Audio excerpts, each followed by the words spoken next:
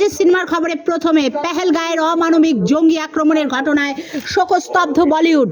সমাজ মাধ্যমে শোক জ্ঞাপন করেছেন তারকারা। শাহরুখ খানের ঠাকুমার জন্মসূত্রে কাশ্মীরি, সে সূত্রেই হাতের তালুর মতো ভূস্বর্গকে চিনতেন অভিনেতার বাবা।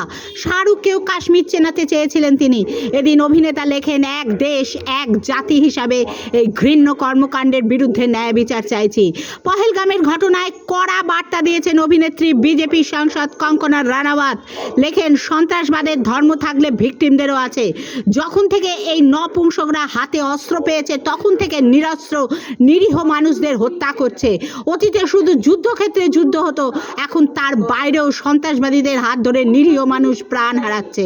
ক্ষোভ প্রকাশ করেন কঙ্কনা। গোটা ঘটনার কড়া পদক্ষেপ দাবি জানিয়েছেন করিনা কাপুর খান, সোনু সুদ, বরুণ ধাওয়ান, শ্রেয়া ঘোষাল, সোনু নিগম, রামচরণ, চিরঞ্জীবী সহ প্রায় গোটা দেশের শিল্পী সমাজ। ভূস্বর্গ ও বলিউড পর্যটকদের পরিচয় জেনে মাথায় গুলি। মঙ্গলবার পেহেলগামের ঘটনার বিবরণ শুনে অনেকেরই মনে পড়ে যাচ্ছিল মিস্টার অ্যান্ড মিসেস আইয়ারের সেই দৃশ্যের কথা। এইখানে ছবিতে দেখা যাচ্ছে রোজা সিনেমার দৃশ্য।